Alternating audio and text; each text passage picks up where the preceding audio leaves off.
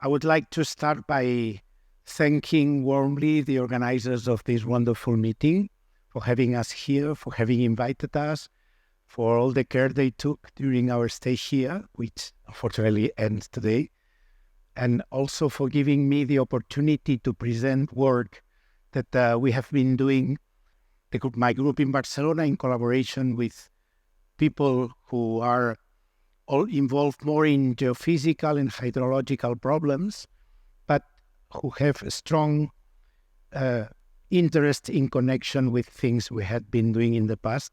And I will try to take you through this tour from what we did in Barcelona at the beginning to what we are doing now. So through a series of chapters here.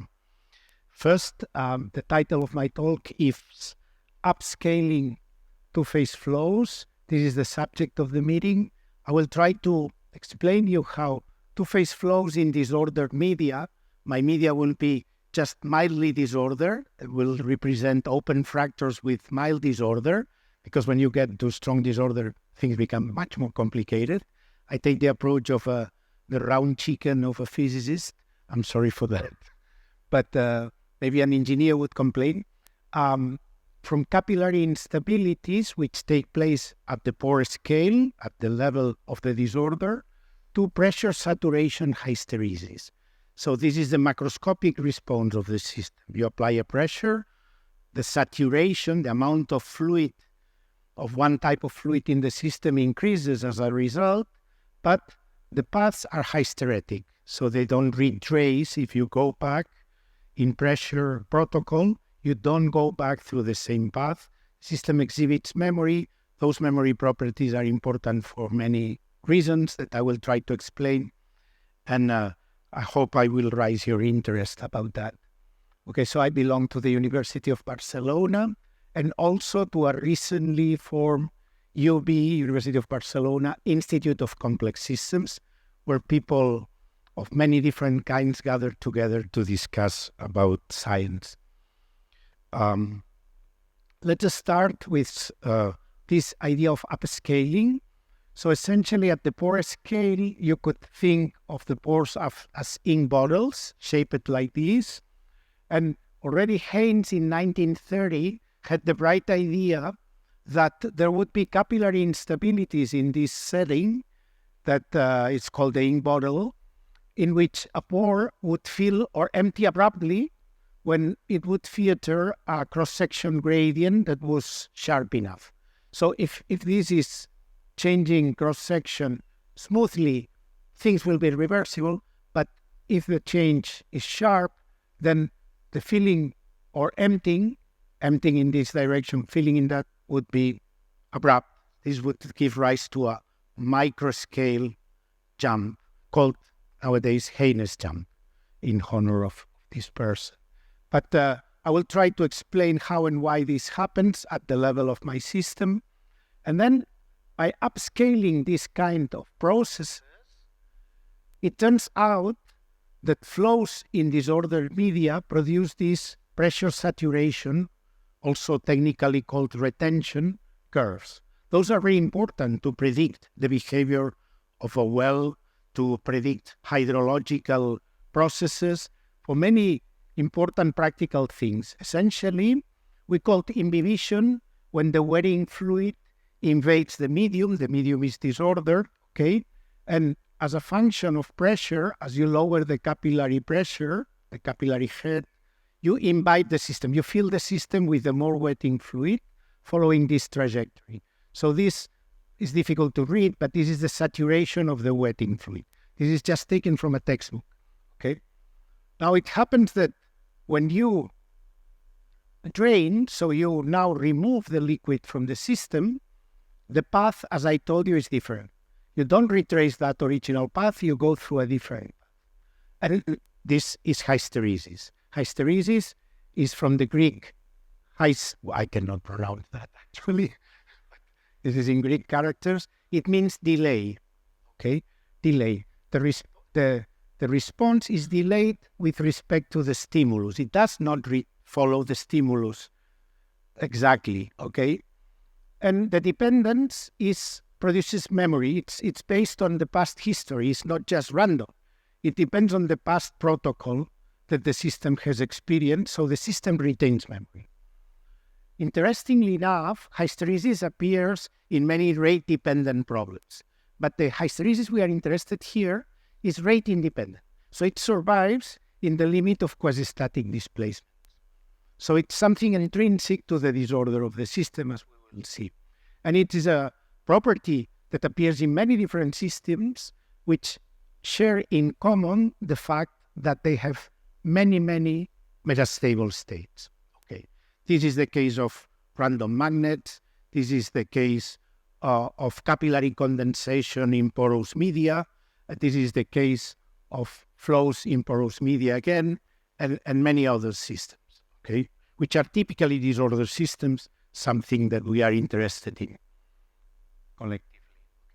So this is our first experiment. No, it's not our first experiment, but Ramon Planet spoiled his coffee one morning in the cafeteria of the faculty to show what imbibition was. So this is a napkin paper, and the coffee is climbing against gravity almost magically, imbibing the paper.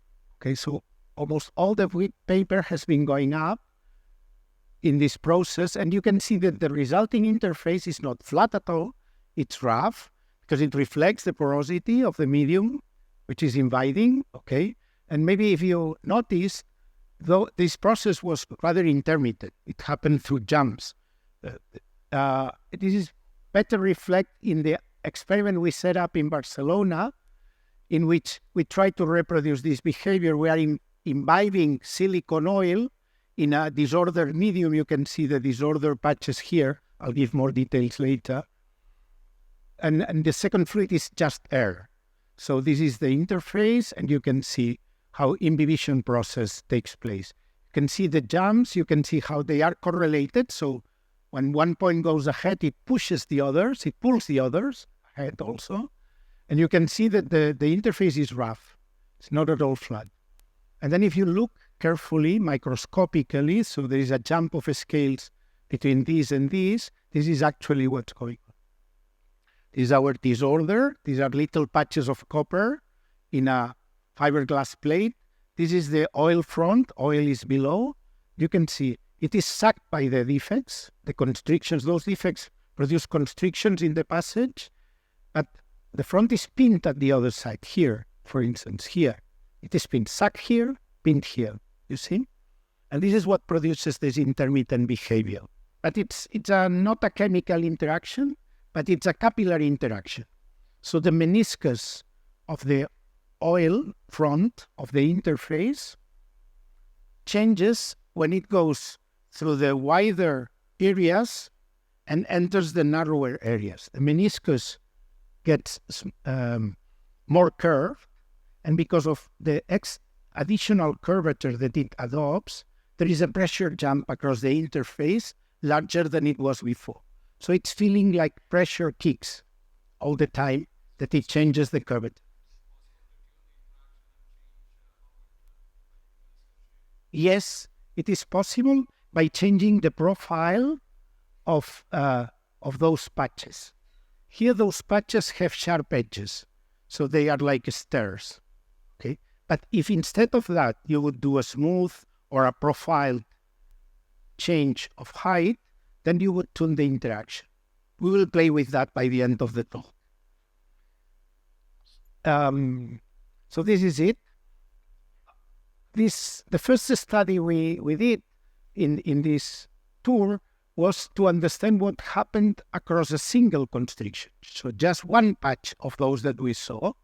And this we did with Lautaro Diaz-Piola, who is now in Munich, but was a former student at UB, my former doctoral student and now lecturer at UB, Ramon Planet, who has appeared in a picture today from Osbani, and then myself playing with my Levitron some years ago. This is the system. The system is a Hilly-Shaw cell. This is the Hilly-Shaw cell. It's quite large. It's 0.5 meter long, 20 centimeters wide. Okay. On that, we place our fiberglass with copper patches. Okay. And we take pictures from above. we can incline the cell with an angle alpha for reasons that I will explain, and we can drive the fluid, in that case silicone oil, by two means. One, with this reservoir that allows to impose a constant pressure to the system, and by raising and lowering this reservoir, we can change the pressure, the applied pressure, or we could use a syringe pump, and then this would be flow rate control. But for the moment, let's stick to this quasi-static pressure driving. Okay. Well, in that first experiment, we used just one single patch of copper. Is this one shaped here? It has sharp edges, as I said, a width W, and we are driving with constant pressure. As you see, this is seen from above, right? What we are interested in is in the deformation of the front as it enters the patch. Essentially, now I come to your question. The interaction with the patch, this is the copper patch, is a very tiny perturbation of the gap thickness of the cell, is through the modification of the curvature of the meniscus. In that case, this is oil, so this is wetting the glass plates and the fiberglass. So this has this curvature, but this curvature gets larger, okay, when it enters the patch. So what we have with a variable gap thickness Hilly-Shaw cell, which I call an imperfect Hilly-Shaw cell because of those imperfections, is quite complicated. There are several mechanisms that occur at the same time. In a locally smaller gap, like this one, first you have a reduced permeability. There is less space, the fluid is more confined, so the permeability is smaller here. In principle, the decrease in permeability will slow down the fluid, right? But there is mass conservation. And because the space is limited now, the front will speed up to conserve mass. So this is counteracting. And then there is another mechanism to pull ahead the front, which is the dominant one, but all the three are important, which is the capillary. There is a pressure jump across a curved interface, as you well know, okay? But this pressure jump is more important. The more important is the curvature of the meniscus. This is the Young-Laplace relationship. So this is feeling a kick in pressure towards invading the patch here. This is the mechanism of the invasion. Now we go to the experiments. This is a view from above. Silicone oil on the left, air on the right. Okay, we have a little inclination of the cell.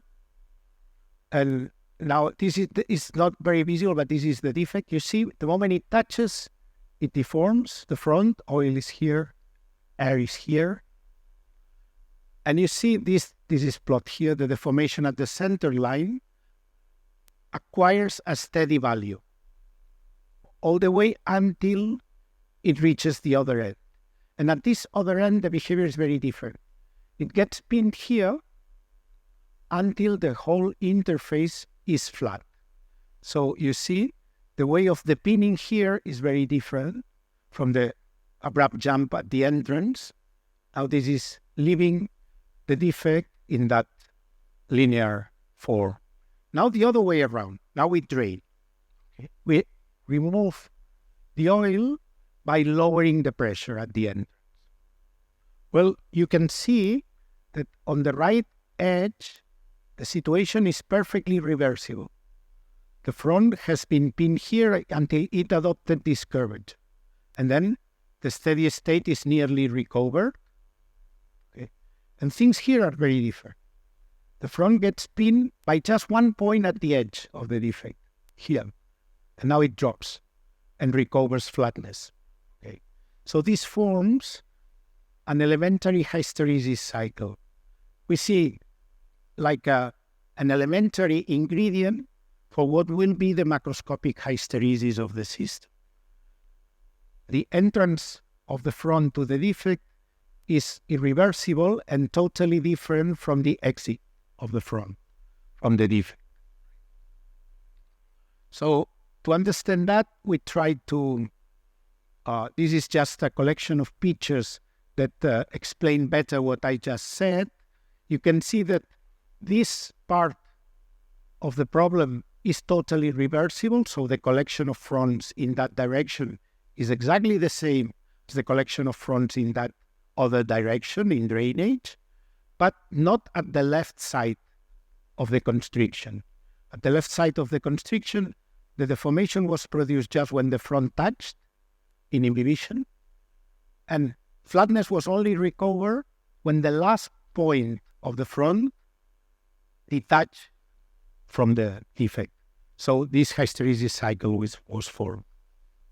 Okay, now can we understand that?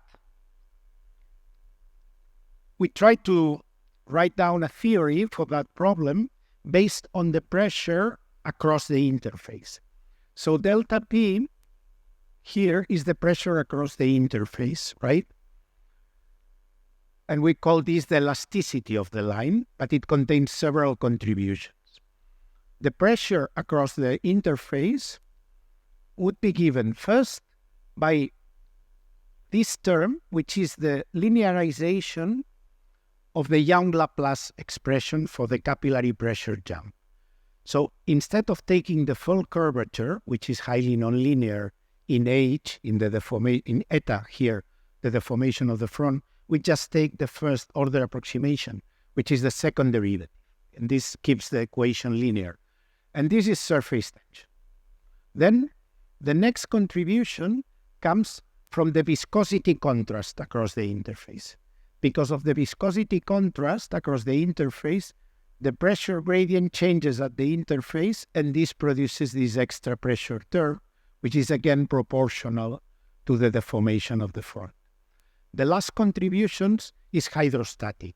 Because our cell is inclined, we have an effective gravity Ge, which is G times the sine of the inclination angle, which times the difference in density gives another contribution to the pressure difference because the densities of the two fluids are not the same, right?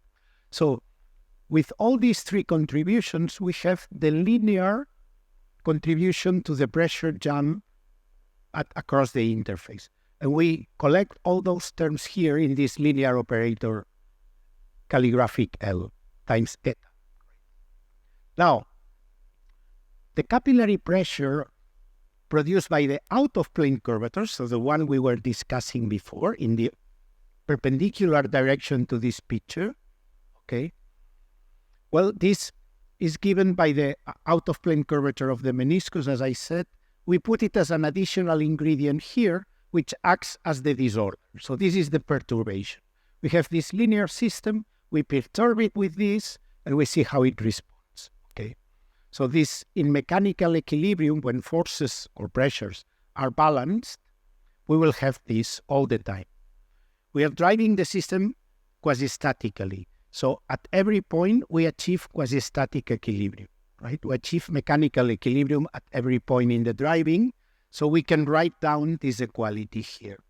And then because L is linear, we can use this convolution integral, or if you want the green function formulas, to understand what the resulting deformation will be when the defect is extended in the x direction. Okay, and you can make the calculation using this expression here, and you obtain that the green function for that problem is this expression here.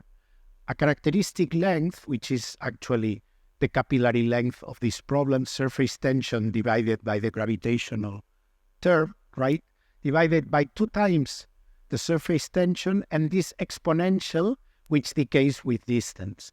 So this is telling us that the perturbation is maximal here and decays with the coordinate x in both directions, according to this propagator here of the perturbation, right? Okay. Now, if we apply that to a localized mesa defect, a mesa defect has this table shape that we were using with sharp edges, okay?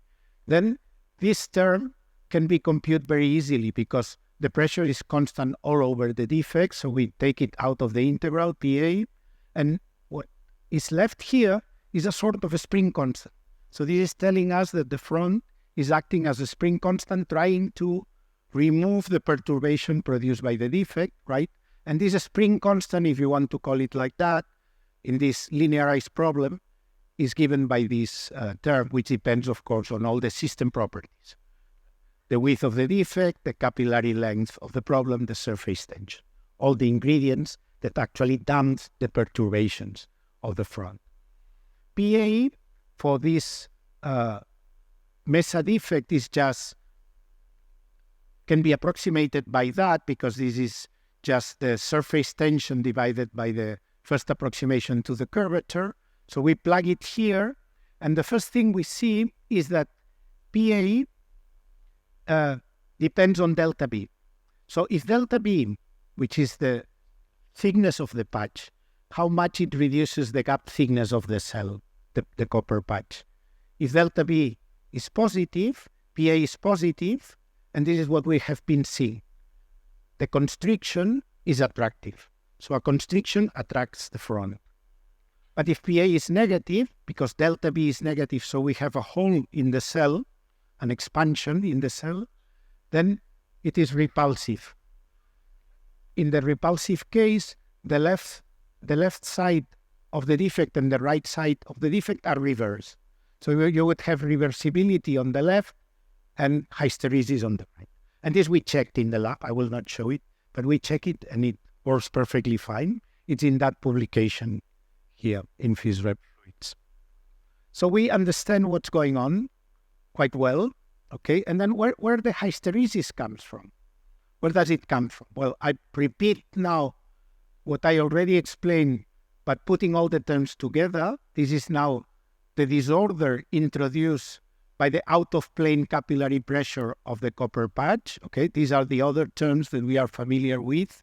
I removed the term dependent on velocity because we are driving the system quasi-statically. So we look only for the equilibrium configurations given by this pressure balance, PE equals 0 here.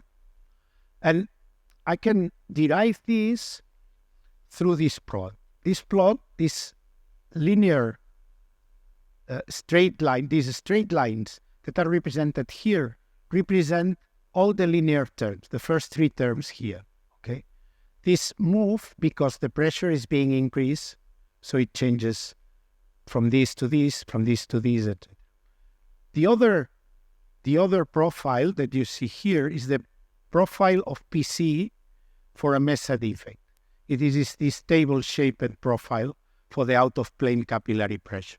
Now what happens is that the equilibrium positions are given by the crossings of these lines with the PA profile. But you can see that on the left edge of the defect, the left side of the defect, there are three crossing points when the interface approaches this. Well, it turns out that two of them are stable equilibria, they are minima of the free energy, and one is an unstable equilibria, it's a maximum of the free energy. So this is a two-well problem in energy, okay? And actually what happens is that as the front approaches the defect, even though here the other state already exists, it exists only in metastable form. So its energy, it's higher than this one. So the system remains flat. The interface remains flat with zero deformation. And only when it touches the defect, then it finds the other solution. This becomes unstable.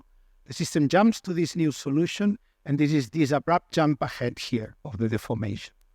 Now, we follow the evolution here, and then, of course, there is only one crossing point here between the inclined lines and the pressure profile of the defect.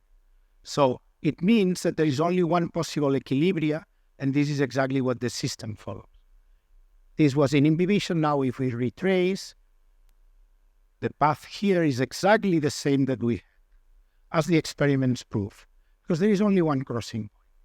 But not here. Here, when we arrive to that point, somewhere here, the system already has another possible solution, but this is of higher energy than this equilibrium position. So the system remains trapped in the deformed state, okay? And only when it reaches this point, it cannot be trapped anymore there. This minima becomes unstable, and then it suddenly jumps to the undeformed state here. And this is the red jump here. at the other side. And of course, this behavior produces this hysteresis. To be honest, I must say that we got the inspiration from that, from the very well-known paper by Joanny and Degens, 1984, on the hysteresis of contact lines, the wetting problem. It's the same physics. It is the same physics, except that the contact line has an extended medium behind, etc., which is not the case here. So we have to adapt it to our problem in the Hilly-Shaw cell. Now, another prediction, we understand the hysteresis cycle. Can we understand the steady state deformation of the front? Well, in principle, this equation would predict you what the steady state is if you impose mechanical equilibrium. And then I haven't written the equations, but the prediction is that this complicated expression here, plotted as a function of the capillary length versus the gap thickness squared, should give an identity, okay? Should give this dashed line here. Here, you see the experimental results for a series of experiments that we did with different defects, different inclinations, different configurations of the system, okay? We worked hard on that, but I think the results are quite reasonable. I mean, they represent quite accurately the expected behavior. Deviations are mostly due to nonlinearities. So to the fact that we approximated here the capillary pressure term in the plane of the cell by its linear approximation, by this second derivative. I turn now to the macroscopic scale. Okay. Now there are two people that appear in a scene, which are Ran Holzman from Coventry University, you might know, and Marco Dens, also from Barcelona, but a different institution, and Hydrological Institute of Research, IDAEA, from the Spanish Council of Research. Okay. Well, we got to know each other through our common interest in hydrological problems and porous media problems. And we decided that what we had seen for an individual defect could be extended to a fully disordered system to our imperfect Hilly-Shaw cell, as we call it, imperfect Hilly-Shaw cell, which now contains many copper patches. Here you can see them, okay? This is the movie we saw before. Indeed, it reproduced quite well the imbibition of coffee. So how can we go from previous knowledge to that macroscopic behavior? Okay. This was our intention, to do this upscaling. Essentially, we write down the same equation that we had before, exactly the same, okay? But now it's a local equation for point x, for an extended interface, which is h of x, which is able to go through many defects at the same time, okay? So h of x now, it's the interface, but it can touch, you see, patches of defects at many different locations. So actually PC is dependent on x and on h of x, because this is like a quench disorder. It is a quench disorder, which is only acting when the interface is on it. If not, it is not acting, okay? Interestingly enough, well, this is the expression of PC, okay? Cos theta is just the cosine of the contact angle, but we take it fully wetting because the silicone oil fully wet, so it's a 1 here, okay? And then we realized that the equation we had derived was actually, for an extended front, the same as the equation for an elastic line in a medium with a quench disorder. And because we linearize the equation, this term here, it turns out that it is the Quench-Edwards-Wilkinson interfacial equation, because it's the linearized version of interfacial equations in disordered media. It can also be mapped to a random field Ising model. Though a random field Ising model, you would write it in discrete variables, not in continuous variables like here. No? But I know that Subhadeep and Marco and Ran are working on this analogy to the random field Ising model, right? So to make the analogy stronger, you have to think that this mechanical balance, mechanical equilibria, is given actually by this functional derivative of a Hamiltonian with respect to the interface. Okay, if you write this in this form, you end up with realizing that you have a Hamiltonian problem with this Hamiltonian. The different terms in the Hamiltonian correspond to the pressure terms you had in this equation. So, and then this, of course, is relatively amenable to computer simulation, and this is what we did. Our computer simulation used synchronous dynamics. So we discretize the x-axis in spaced intervals. For any external pressure, we increase the local height of the interface by a little amount for all sides at the same time, but only for those that are out of equilibrium. So those that experience a pushing pressure ahead. They have this equation not equal 0, but larger than 0, so they are pushed ahead. And then we repeat that procedure iteratively until all points are in equilibrium. This we measure by a tolerance epsilon. So whenever the disequilibrium is smaller than the tolerance, we accept that the system has reached mechanical equilibrium. Then we change the pressure, the applied pressure by a little amount, and repeat the whole procedure. In drainage, we just do the opposite, as explained here. And those are the results. So you see here, maybe I will have to pass it again. Here it is. You see, this is imbibition first. And this is the pressure saturation cycle that you obtain. And now you drain the system. Okay, and this is it. Here we amused ourselves doing a partial cycle. So we stop drainage at that point, imbibe again, redrain, and drain forward to the end. We'll pass it once more. This is because we wanted to check whether there was memory in this system. Okay. Notice that pressure increases downwards in this axis. This is a bit bizarre. And this is saturation of the wearing fluid. But now I want to show to you that this cycle returns exactly to the same point that it left, the drainage branch. This will be important. This exactness is exact to the minute consequences. So if you look at the configurations, you will see that they are identical. So now we have an interesting link between microscopic capillary physics, spatially extended collective events, Haynes jumps, which are the abrupt jumps that you see in the fluid displacements, and large-scale hysteresis as represented by this plot here. Now, we can play with the model, look for the impact of microstructure.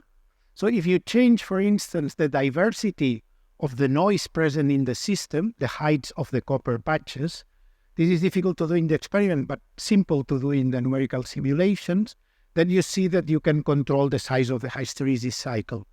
The wider the Gaussian distribution of heights of patches, the larger the dissipation, the hysteresis cycle, right? And then also you can play with gravity. So the larger the gravity, the more inclined is the hysteresis cycle, as you can see here. And interestingly enough, if you reduce gravity to 0, it's not plotted here, because when you make gravity equal to 0, the whole displacement takes place in one single step. So the system is unstable, and it washes the whole disordered medium in one single step. Okay, this is interesting, and it had been shown already by people in Norway, in Porlab, that this was the case indeed. Okay, so gravity plays an important role, and displacements become unstable in the absence of gravity. Now, let me, we use the single Mesa defect just to verify our numerical code. We reproduce exactly the hysteresis cycle that we had in the experiment, so we were very happy with that. We had quantitative agreement without fitting parameters, so this was rather impressive to us. but then we wanted to focus on memory properties. So particularly in this partial cycle that we did here, you can see a typical property of disordered systems and a typical property of hysteretic systems. This is the multiplicity of possible metastable states. Because of the disorder, you have many, many possible states in which the system can feel happy in equilibrium. But how can you reach them? Well, here it is clear that for one given pressure, you have at least here 1, 2, 3, 4 different equilibrium states that you can reach. 2 of them are during imbibition and 2 of them are during drainage. But they all are stabilized at the same pressure, which is quite amazing. And actually you could have many more, all inside this hysteresis cycle. There are metastable states that by doing complicated paths inside this hysteresis cycle you could reach. And you can see that those states are different. They are not the same. You can see here the actual configurations, interfacial configurations. This is IP, I primary. This is I primary, the lowest one. Of course, it's the lowest saturation. Then you have drainage primary here. It's the one with larger saturation. And in between these 2 others. Okay, I don't remember what the S stands for, but small or something, I don't know. But this is one for imbibition, the other is for drainage. You can see that they are not the same, although they exist at the same pressure. Okay. So can we explain that? Yes, we can, based on our our previous knowledge of the community on hysteresis in disordered systems. In particular, Jim Sethna from Cornell University showed that this had to happen in disordered magnetic media, in disordered magnetic models like the random Field-Ising model, in the absence of thermal fluctuations. Thermal fluctuations would destroy that because we need a deterministic dynamics. We need something that it's deterministically obeying the mechanical rules, right? And I will try to explain that. It's a bit involved, but I will just sketch how the proof goes. The authorship is due to Karin Dahmen, Jim Sethna, and others. We adapted here to a model with continuous variables instead of discrete variables. 10 minutes, thank you. So the first thing is that the system must obey what is called Alan Middleton's no-passing rule. So one front that it's behind another, and it's driven by a pressure PR, which keeps always smaller than PS, will never overtake this other front S. So R will never overtake S, provided that PR is always smaller than S. This you can check with your dynamics, and it turns out that this is true for our system. You can prove it because of the different terms here, the curvatures, etc. You can check that the dynamics obey that. This is Middleton's no-passing rule. It was derived for charge density waves long time ago. Okay. Then you need deterministic dynamics, but we do have deterministic dynamics. There is nothing random here. Okay. The quench disorder is still, it's random, but it's still time independent. So we have deterministic dynamics. And then we need rate-independent dynamics, and the way we drive it quasi-statically ensures that there is no rate dependence at all in this problem. Okay. Well, these 3 properties together lead to return point memory. So this is the name of this memory property that we saw, that a partial cycle will return exactly to the configuration it had left the main branch from. Okay. And the reason is that you can go from this point to this point, okay, in the upper branch, through 2 paths. You can take this path here, and you go from 1 to 2. You can take this lower path here and go from 1 to 2. Okay, and actually you have followed exactly the same path, because this is the main imbibition, the main drainage path, sorry. But you can play by doing a partial excursion. And a partial excursion corresponds to these ups and downs here. This is this. Okay, here we do one, and then another one inside, and then another one. And then because this trajectory is bounded by the two other trajectories, and the two other trajectories are actually the same, exactly the same, they are identical, okay? They are identical in this representation, then you are sure that you will return exactly to that. And this is the return point. And this is perfectly satisfied by our system, okay? And now, of course, it's interesting to compare with experiments. And the experiments are difficult because you have to be very careful in driving quasi-statically the system. Students spend lots of hours doing it mechanically. Now we are trying to automatizing it. But this is the comparison.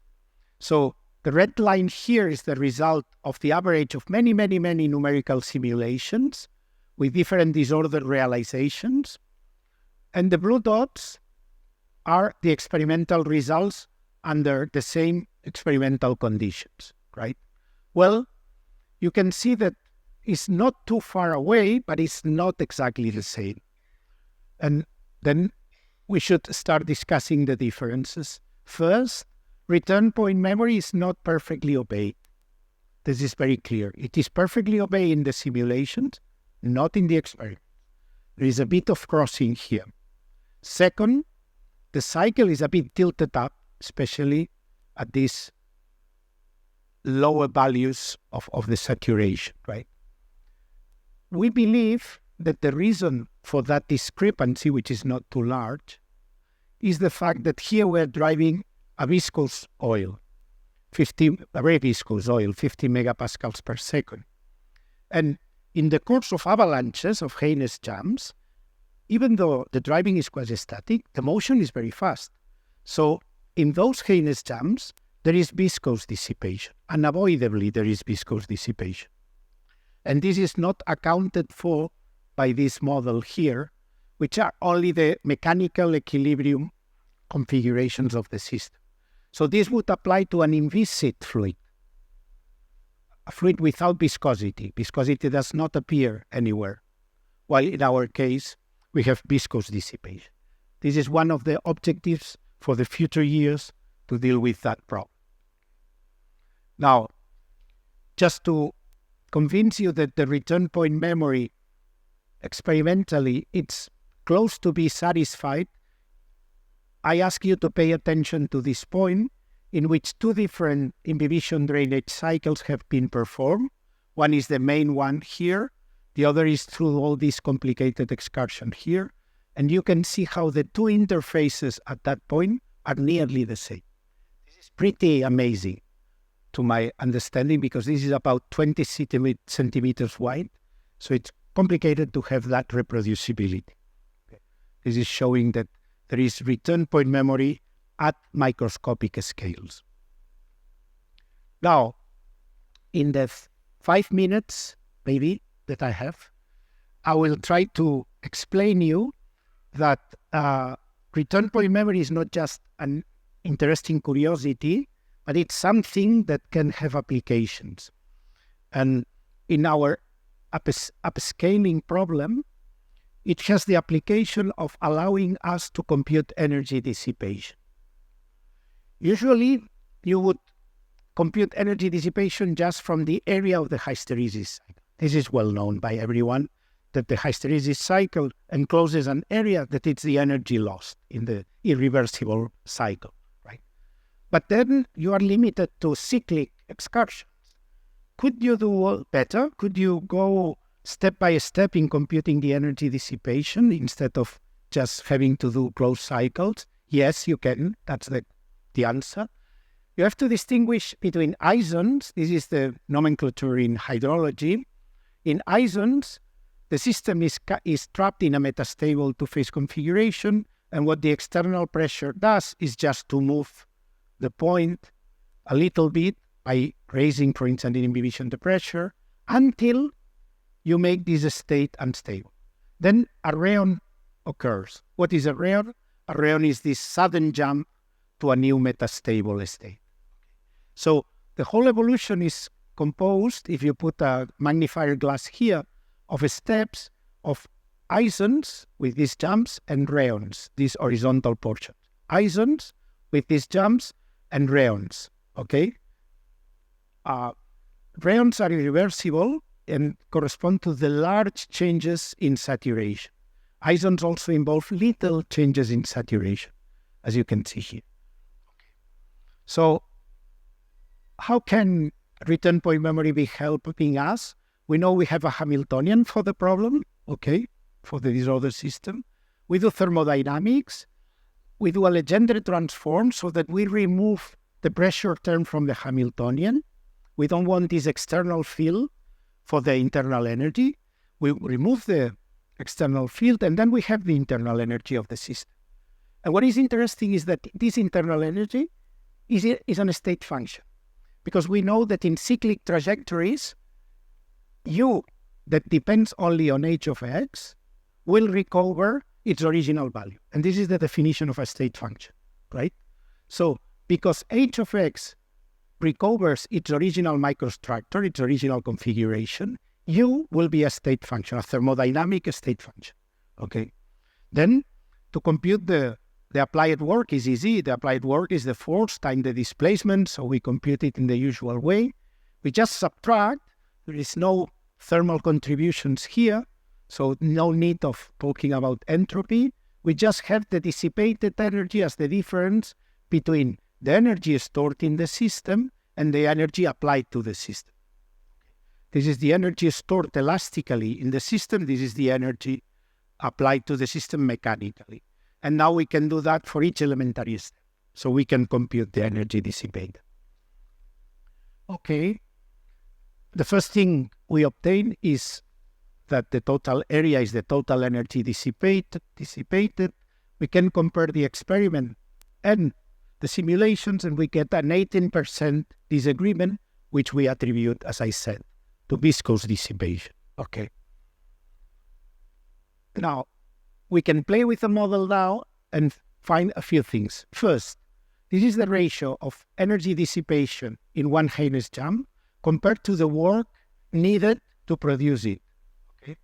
And it turns out that these values are larger than 1. So it means that they can dissipate more energy than you put in an individual jump, because there was energy stored in the system, and you can release part of it in a Haynes jump, as shown here in those distributions. Okay. The other interesting thing is that this is for two different statistical distributions of the disorder. The other interesting thing is that the dissipation is not proportional to the size of the Haynes jump. One could naively think that the dissipation is just proportional to the size. Okay, it is not. It is not, especially for the smaller sizes, as you can see here. This is in log-log scale, so this is magnifying this part, and you see that this departs from a linear behavior very clearly. Okay, so dissipated energy and avalanche sizes are not proportional. And well, gravity stabilizes, so it's limiting hysteresis and dissipation. So the bond number increases to the right, and this is limiting dissipation. And with that, I will finish. I would have liked to talk about this, which is the last thing we have done. It's still under revision. It involves Marcel, who is sitting here, and Mikita Chubinsky, who is a postdoc in Coventry. But I'm afraid I don't have the time to go with that. Okay, so I will jump directly to the conclusions or the summary, if you want. There was still more things. But this is the summary. Essentially, it reviews what I've been saying, so I think there is no need of reading it again. You can read it. I acknowledge the funding that supported this research, and I thank you very much for your attention. Yes, time for questions. Really nice talk, thanks.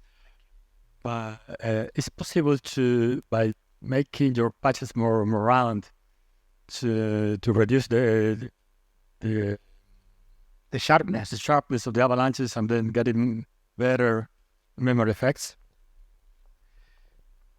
We did not agree on that question, but it's very good that you put it, because you give me the opportunity to go back in my slides.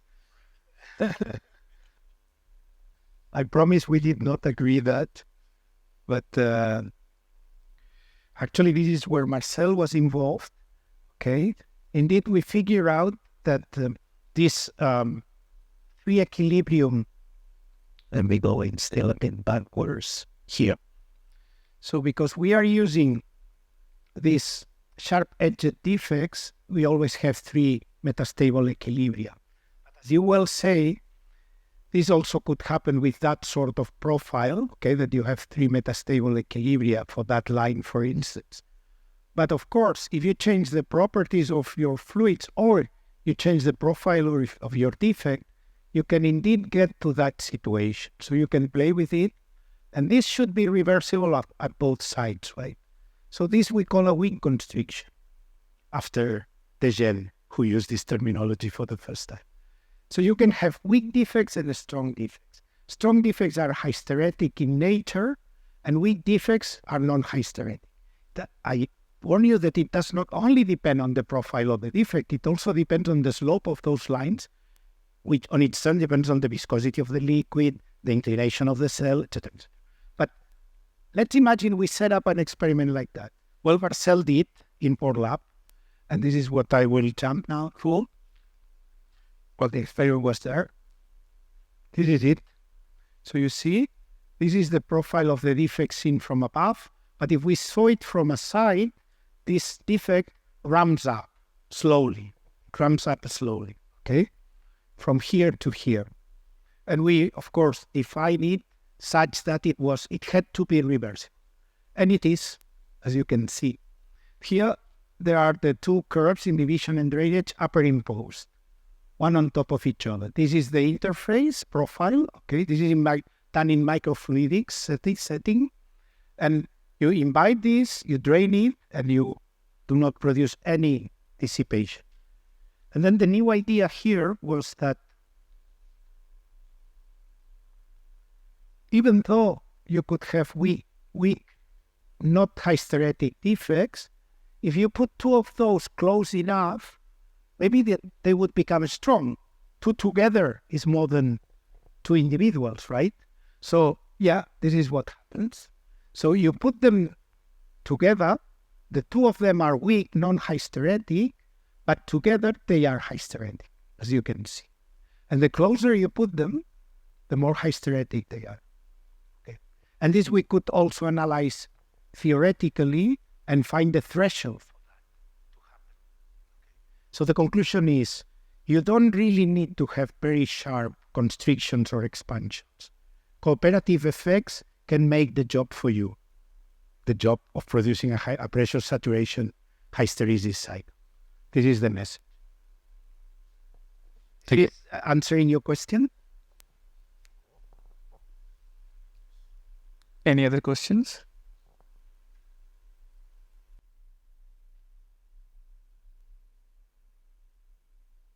Okay, maybe I'll just ask once. So you told that this effect of gravity is quite important for this problem. Now this fluid, gravity can restrict the fluid or help the fluid to flow. So if you change the angle on the other side, maybe there is still gravitational effect. But what do you comment on that? Like, we didn't agree on that question.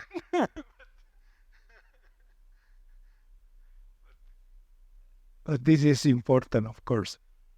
All I explain is about quasi-static driving, right? So you just look for the equilibrium state. What if you drive the fluid at finite driving rate? Then is when you need gravity, really.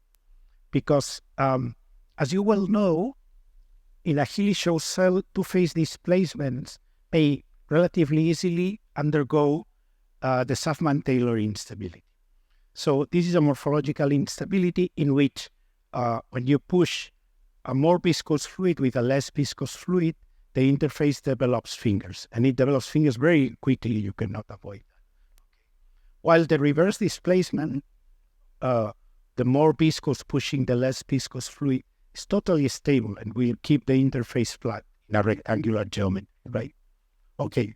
Now, in our case, we have to tilt the cell to avoid the Huffman-Taylor instability during drainage. This is exactly what happens. You see, we tilt with that angle, and this angle restricts, as you well said, the possibility of having viscous fingers, because it acts as an extra damping term to interfacial perturbations. And if you remember several transparencies before, the velocity term in the force balance equation and the applied pressure term were equivalent. They were both linear to the interfacial displacement. So actually you can replace velocity with pressure and pressure with velocity, okay? And I'm saying, velocity with the hydrostatic pressure. I'm referring to the term proportional to GE, to this effective gravity, right?